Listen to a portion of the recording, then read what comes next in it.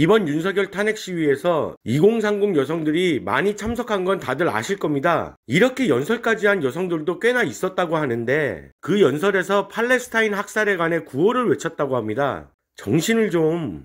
사실 우리나라 페미니즘은 기본부터 잘못된 사상입니다. 걸스 캔 드 애니띵, 여성은 남성에 의존치 않고 뭐든 똑같이 할 능력이 있으며 여성에 대한 일방적인 차별을 없애야 한다는 것이죠. 여기 여성이 사회적 약자라 주장한 한 패널이 있습니다. 이 주장에 대한 근거는 성범죄 피해자 대부분이 여성이라는 사실 때문이라고 합니다. 성범죄는 그 범죄 특성상 대상이 여성인 경우가 압도적으로 많을 수밖에 없습니다. 또한 범죄자 한 명이 여러 명의 피해자를 양산할 가능성이 굉장히 높으며 재발률 역시 무척 높은 것이 특징입니다. 그래서 살인을 제외한다면 형량이 높은 축에 속한다고 볼 수 있습니다. 그러나 이 문제는 여성이 사회적 약자라는 시각으로 접근해서는 안 됩니다. 왜냐하면 성범죄에 있어서 가해자는 웬만하면 남성인 것이고 이는 남성은 잠재적 성범죄 가해자라는 이야기가 될 수 있기 때문입니다. 실제로 여가부는 그런 캠페인을 벌였고 그런 교육을 실시해왔죠. 이 논리가 얼마나 무서운 결과를 낳냐면 자녀 살인 사건 대부분은 여성이고 특히 영유아 살해 사건은 여성이 압도적이며 무수히 많은 어린이집 아동학대 또한 여성에 의한 범죄가 많습니다. 그렇다고 우리는 여성을 잠재적 아동학대 혹은 아동살해범으로 말하지 않습니다. 이유는 간단하죠.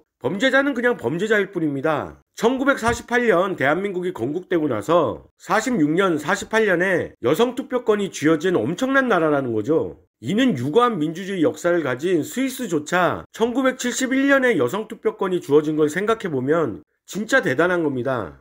60년대에서 70년대까지만 해도 남아선호 사상으로 여성들이 차별을 받았지만 이 남아선호 사상은 먹고 살기 힘들 때, 즉 노동력이 먹고 사는데 전부였던 시기나 성행하는 것이고 지금은 차별이란 것을 찾아보기 힘들 정도입니다. 오히려 역차별이 눈에 띄죠. 이 어린 여성 방청객은 결혼과 출산이 여성 커리어에 오점을 남긴다고 합니다. 그리고 이에 대해 한 패널은 자신이 기자 생활도 하고 결혼도 하고 아이도 낳았지만 그렇지 않다고 했죠. 아직 그 무엇도 이루지 못한 이 어린 여성은 보이지 않는 적과 싸우느라 많은 것을 놓치고 살고 있습니다. 40대 여성이 가장 아름다울 시기라고요? 언제까지 정신승리로만 살아갈 겁니까? 그냥 페미지지나 하다 도태되세요. 왜 국제결혼을 막습니까? 무엇이든 다 할 수 있다고 하고서 왜 늙음하게 취집하려 합니까? 남의 돈으로 살고 싶어 그렇습니까? 본인들에게 유리한 것만 주장하는 부페니즘 그만들 하세요. 이미 당신들의 행동의 대가는 모든 여성이 짊어지게 되어버렸습니다. 이게 다 페미니즘 하는 당신들 탓입니다. 남 탓하지 마세요.